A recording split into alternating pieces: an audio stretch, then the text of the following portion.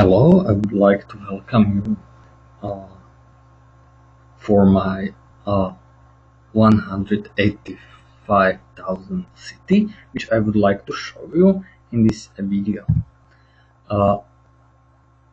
Currently, it was played not on vanilla version of Caesar 3, but I use a modification called Augustus. My version of Augustus is 2.0.1, and I would like to show you my city and few details how I reached this population. I should mention some ideas behind, like I use grand temples which are provided by Augustus. So in video I will show you the structure of one housing block, which is approximately this. Next, we will run this city from the small cassas up to large cassas, because as you are able to see, it consists of large cassas. And next, we will discuss some improvements which are still possible for block design. So let's start with our view for the single block and see the structure. Here I designed the single block which has the size 78 times 26 tiles, and it consists of two parts or three parts. There is production part, a services part, and a housing part. Next I will go through parts and discuss some details. Probably you are familiar with the service part. Here I used the idea of forced walkers for those who are not familiar with them. I can show you the idea. Idea is based on that every building has entry point and exit point. As you will see soon, there will be one point from which the priest exits as you are able exit the building, and now he goes all the way around to return to the building, but the entry point is somewhere some of these two tiles, so he goes all the way. This idea I used here not only for religion but also for other services. The priest leaves a building and goes all the way around all the houses.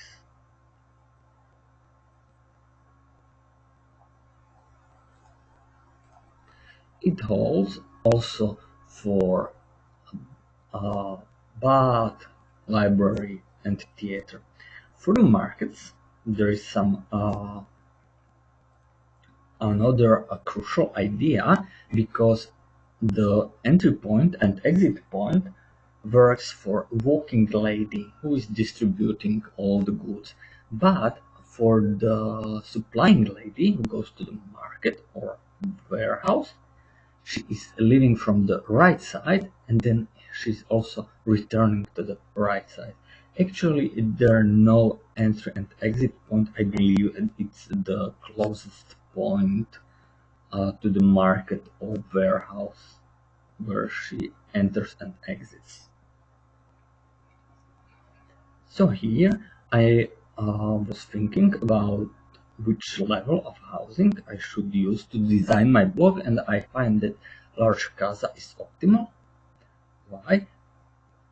Because the large casa, which is merged, can hold 76 population, but Large casa is the smallest housing level on which is applied Temple of Neptune, which provides its special new building in Augustus, which expands housing capacity by 5%. And as you are able to see, my house, large casas can hold 80 occupants, not 76. So I raised the population limit of this block. Here I have some farms. The structure of farms is quite simple. There are granaries and there is a road. So all farms work with 100% efficiency, except some cases when granary is full, they are supplying another granary. Also useful note for the future can be I'm also using the Temple of Ceres, which provides us with two bonuses. First, the cart pushers from farms move 50% faster, and priests reduce food consumption by 20%. So you need slightly more food, and even the farms which are farther away from granary are still 100% efficient. When I'm speaking about efficiency of farm, I mean the worker can deliver the food from the farm to granary and return before the next harvest. I also didn't mention I'm using a very easy difficulty, and God's effects are turned off, as well as for the main city. And as I wanted to reach the large casas, I need a pottery. And what should I show you next is the water. Here I have a few aqueducts. Two are for the main supplies. For the fountains, here you can see the arrangements of fountains. There are 5 fountains on each of these tentacles, or how to call them. And maybe the size of housing part is also interesting for you. Usually I count the length based on this from this road. It's 51 tiles, and the last tile is a garden. And inside the housing block, I also provide some services. As I play in central province, there is forest, so there are some prefectures, and there are also some engineering posts as well as clinics. Why I have a clinics?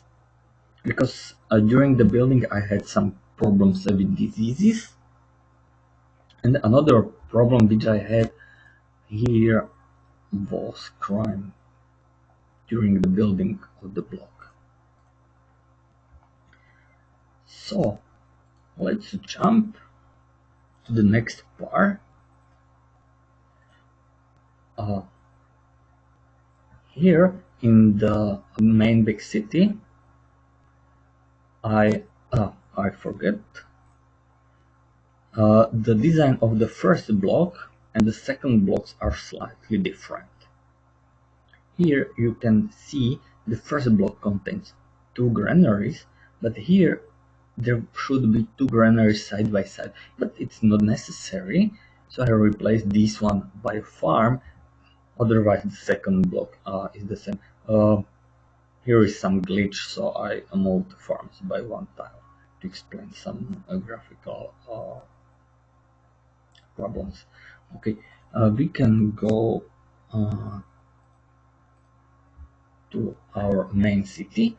Here I'm on 166,000 population, and the city is almost full. You can see there is very little room for new occupants.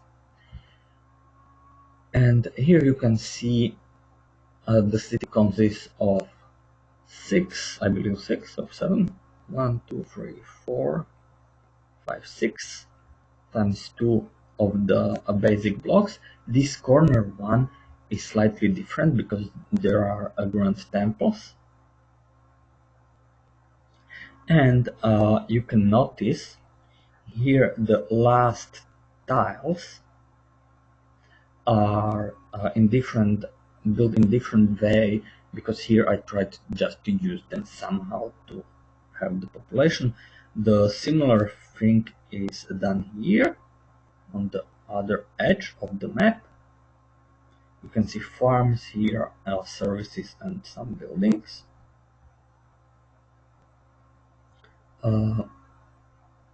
Also, I didn't mention some options which are provided by Augustus. The critical one is enable global labor pool, which provides that the houses don't have to be next to the all other buildings which need labor. And another interesting setting is all houses merge. So these settings are critical. As you can see, all the houses are merged. Why is it critical? Because the consumption of pottery is 24 per year per house. So these 4 small houses has 4 times the pottery consumption of this house, but they provide the same amount of people as this one house. So now let's start with which month is it? November. Sounds good. And I will start using pottery instead of stockpiling it. And we will see soon how the city will change from small cassas to large cassas. The market ladies are starting to distribute pottery,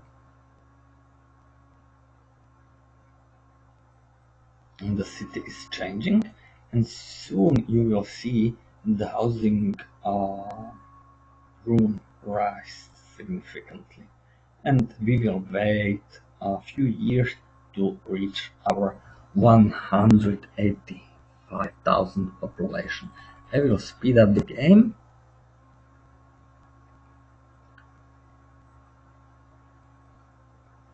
As you can see, a lot of immigrants are coming to the city, and other interesting fact which I use while I was looking for the end or close to the end of year before loving using pottery is birth rate. As you can see, in January there is a leap, because in every buildings, I believe, 3 or 4 citizens are born. So September, October, November, and December, and soon we will see the rise when the December changes to January, and we will reach. Okay, we need 10 more thousands. And there was jump 3k. As you are able to see, there's some devolving, so the block isn't super stable, and also the amount of used pottery exceeds the production of the pottery. So these blocks aren't 100% stable. And also there is problem with supply chain, as you are able to see devolutions from time to time.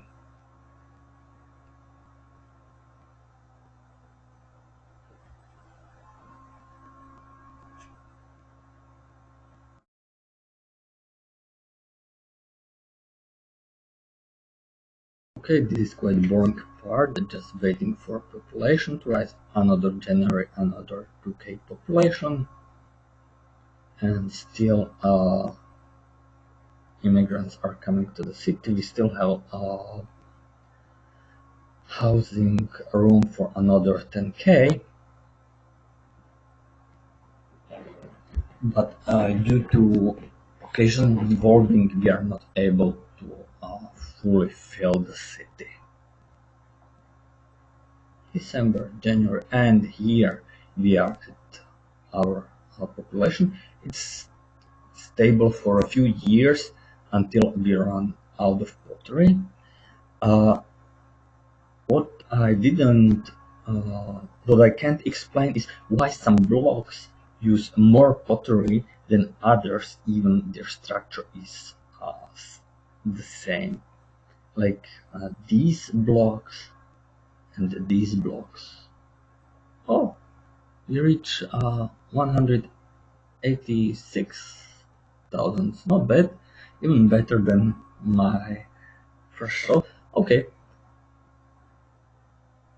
And the last part, I will have some notes on block design and how it can be improved, maybe to reach even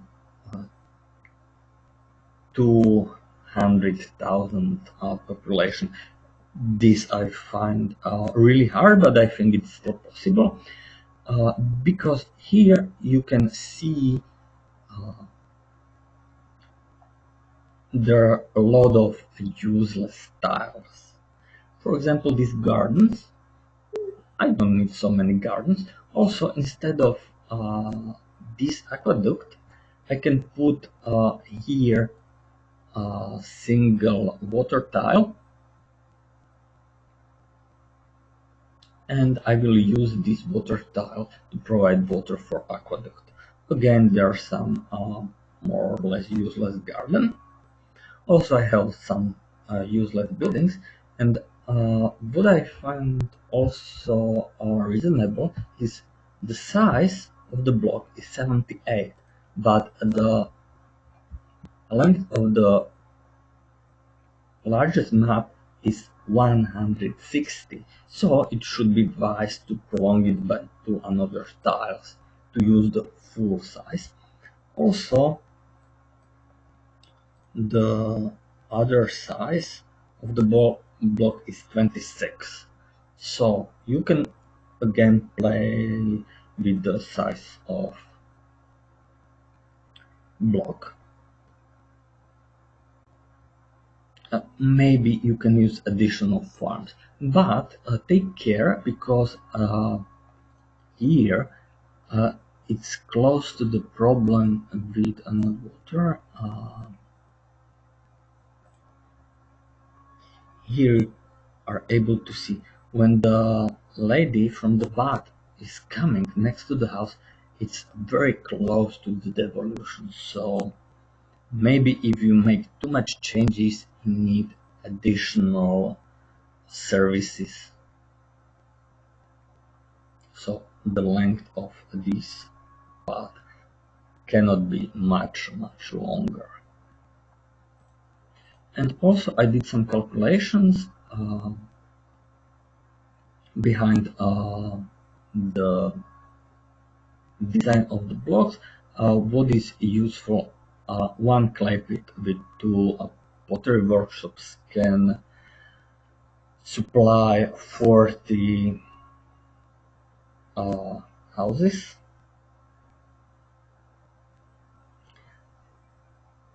And yeah, because the consumption is 24 pottery per year per house, and food consumption is I believe 6 food per resident or occupant of the house.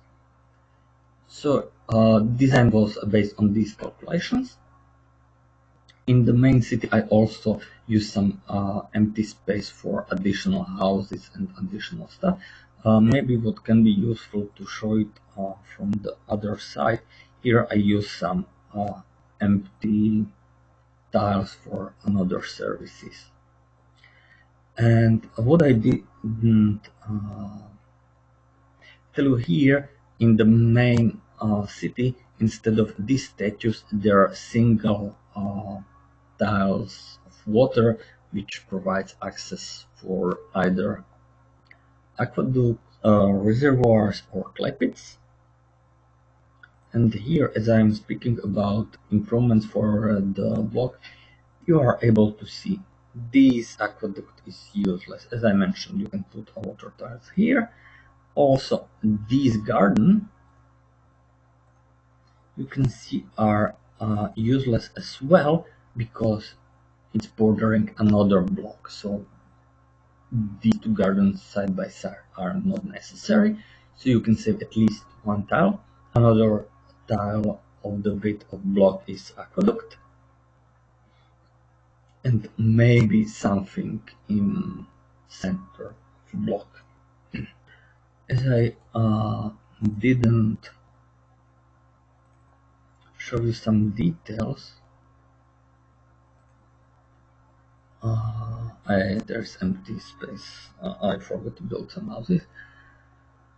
Roads. Yeah. Here you can see there is a single water tile, two water tiles, again single and single water tile, and this is from another block.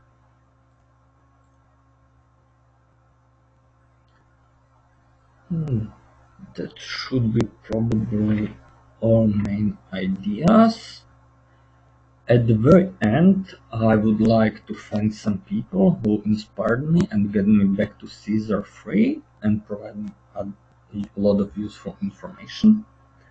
I will try to put links on their channels or something in the description. The first one is Katsuni, who introduced me into megablock design, which used forced walkers.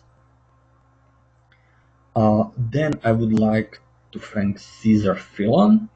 I believe he is one of the very first members of community who builds a megablock, and as I done my research on what he did, he's amazing city designer. He built 90k Megacity in vanilla game. I would like to thank Caesar Allen. I apologize if I see some names pronounce it wrong. His Caesar Allen is again amazing designer. He provided me a lot of useful data and information about the game. I would like to thank gamer Zakh, who gave me an introduction into Julius and Augustus based on his videos, and he built also some Megacity. I would like to thank Bianca from Schaik, who built Julius, which is the first mode of Caesar, and Keriew, who built Augustus, which is current builder of the current mode of game. And I would like to thank all the community, especially Caesar Free Heaven community. That should be all. Just enjoy the city full speed, and soon the devolution should start. Have a nice day. Goodbye.